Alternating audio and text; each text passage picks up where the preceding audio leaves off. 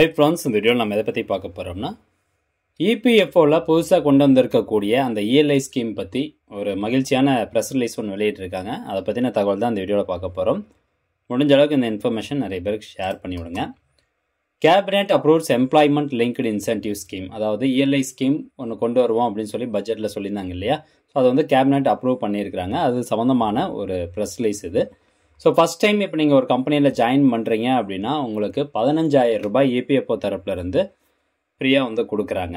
2 இன்ஸ்டால்மெண்ட்டில் கொடுக்குறாங்க. ஸோ அதுக்கான இன்சென்டிவ் வந்து அப்ரூவ் பண்ணியிருக்காங்க. அது மட்டும் இல்லாமல் மேனுஃபேக்சரிங் செக்டாரில் யாரெல்லாம் வந்து மேனுஃபேக்சரிங் செக்டாரில் ஜாயின் பண்ண போகிறீங்க, ஸோ அவங்களுடைய எம்ப்ளாயர்ஸ்க்கு வந்து இன்னும் 2 வருஷம் கூடுதலாக இந்த இன்சென்டிவ் கொடுக்கறத எக்ஸ்டெண்ட் பண்ணியிருக்கிறாங்க. ஸோ இதில் நிறையா டீட்டெயில்ஸ் வந்து இருக்குது. அமௌண்ட்லாம் எப்படி நம்மளுக்கு கிடைக்கும், அது போன்ற தகவல் எல்லாமே இதில் கொடுத்துருக்குறாங்க. ஸோ அதனால் இந்த வீடியோ ஃபுல்லாக வரைக்கும் இப்போ எண்டு வரைக்கும் பார்த்துட்டு நிறைய பேருக்கு வந்து ஷேர் பண்ணி விடுங்க. ஸோ முதல்ல இந்த இஎல்ஐ ஸ்கீம் அப்படிங்கிறதுனா என்ன, இதில் எத்தனை கேட்டகரி இருக்குது அப்படிங்கிறது எல்லாமே பார்க்கலாம். இஎல்ஐ அப்படின்னா எம்ப்ளாய்மெண்ட் லிங்க்டு இன்சென்டிவ் அப்படின்னு சொல்கிறாங்க. ஸோ இதில் எந்தெந்த கம்பெனிஸ் எல்லாம் அப்ளிகபிள் அப்படின்னு பார்த்தீங்கன்னா எல்லா கம்பெனிஸுமே தான். அக்ராஸ் ஆல் செக்டார்ஸ் அப்படின்னு கொடுத்துருக்காங்க, with special focus on the manufacturing sector. So எல்லா செக்டாரும் அப்ளிகபிள் தான். அதில் குறிப்பாக தயாரிப்பு கம்பெனிஸ் இருக்குது பார்த்தீங்களா, ப்ரொடக்ஷன் கம்பெனிஸ், மேனுஃபேக்சரிங் செக்டாருக்கு வந்து கூடுதலாக வந்து ஃபோக்கஸ் பண்ணுறாங்க. இந்த ஸ்கீம் மூலமாக ஃபஸ்ட் டைம் நீங்கள் ஒரு எம்ப்ளாய்மெண்ட்டுக்கு ஆகுறீங்க, ஃபஸ்ட் டைம் நீங்கள் ஒரு எம்ப்ளாயாக ஒரு கம்பெனியை ஜாயின் பண்ணுறீங்க அப்படின்னா உங்களுக்கு 1 மந்த் வேஜ் அமௌண்ட் வந்து ஃப்ரீயாக கொடுக்குறாங்க. ஸோ 15,000 ரூபாய் தொகை வந்து உங்களுடைய பிஎஃப்பில் எந்த அக்கௌண்ட் நம்பர் லிங்க் ஆகிருக்கோ, பேங்க் அக்கௌண்ட் நம்பர் லிங்க் ஆகிருக்கோ அந்த பேங்க் அக்கௌண்ட்டுக்கு டிபிடி முறையில், டைரக்ட் பெனிஃபிட் ட்ரான்ஸ்ஃபர் முறையில் ஆட்டோமேட்டிக்காகவே அவங்க வந்து உங்களுக்கு அந்த 15,000 ரூபா ட்ரான்ஸ்ஃபர் வந்து பண்ணுறாங்க. இதில் கூடுதலாக எம்ப்ளாயர்ஸ்க்கும் பார்த்தீங்கன்னா இன்சென்டிவ் கொடுக்குறாங்க. இப்போ எப்படி எம்ப்ளாய்க்கு 15,000 ரூபாய் கொடுக்குறாங்களோ ஃபஸ்ட் டைம் எம்ப்ளாய்க்கு, அதே மாதிரி எம்ப்ளாயர்ஸ்க்கும், அதாவது எம்ப்ளாயர்ஸ் இந்த சென்ஸ் உங்களுக்கு வேலை கொடுக்குறாங்க பார்த்தீங்கன்னா அந்த கம்பெனிக்கும் கவர்மெண்ட் தரப்புல இருந்து இன்சென்டிவ் கொடுக்குறாங்க. ஸோ அது 2 வருஷத்துக்கு வந்து இன்சென்டிவ் கொடுக்குறாங்க எல்லா செக்டாருக்கும். பர்டிகுலராக மேனுஃபேக்சரிங் செக்டாருக்கு மட்டும் பார்த்தீங்கன்னா இன்னும் 2 வருஷம் கூடுதலாக வந்து எக்ஸ்டெண்ட் பண்ணியிருக்கிறாங்க. மேனுஃபேக்சரிங் செக்டாருக்கு மட்டும் 4 வருஷம் கூடுதலாக எக்ஸ்டெண்ட் பண்ணியிருக்கிறாங்க.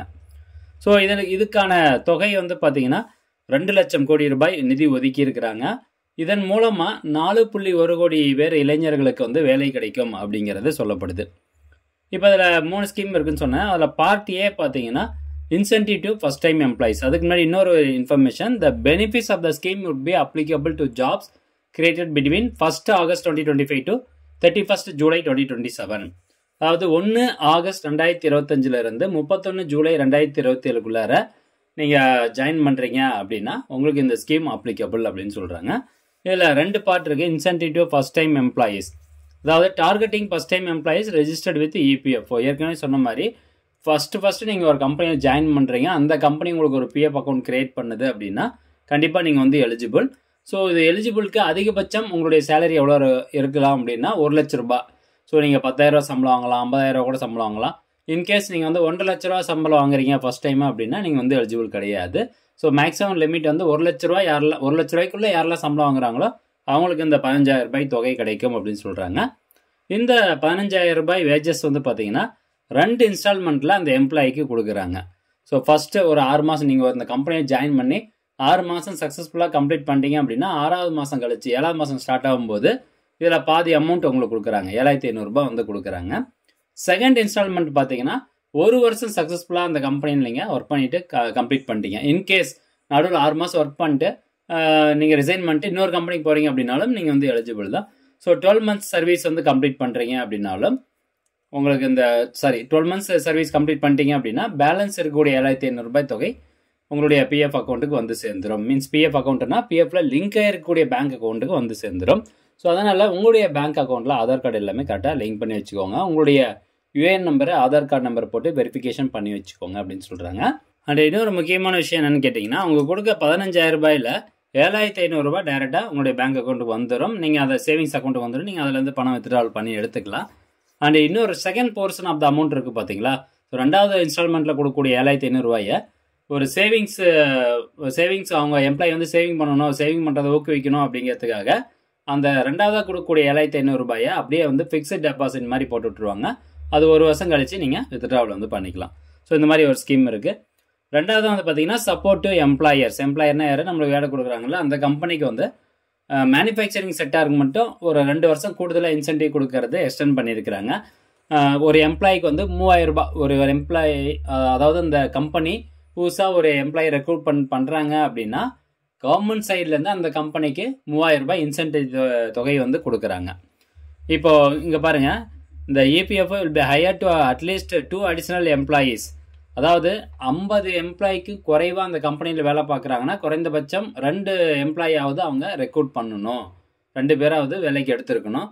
அதே வந்து 50 எம்ப்ளாய்க்கு மேலே அந்த கம்பெனியில் வேலை பார்க்குறாங்க அப்படின்னா குறைஞ்சது 5 எம்ப்ளாயாவது அவங்க புதுசாக ரெக்ரூட் பண்ணணும் அப்படின்னு சொல்கிறாங்க. On a sustained basis for at least 6 months.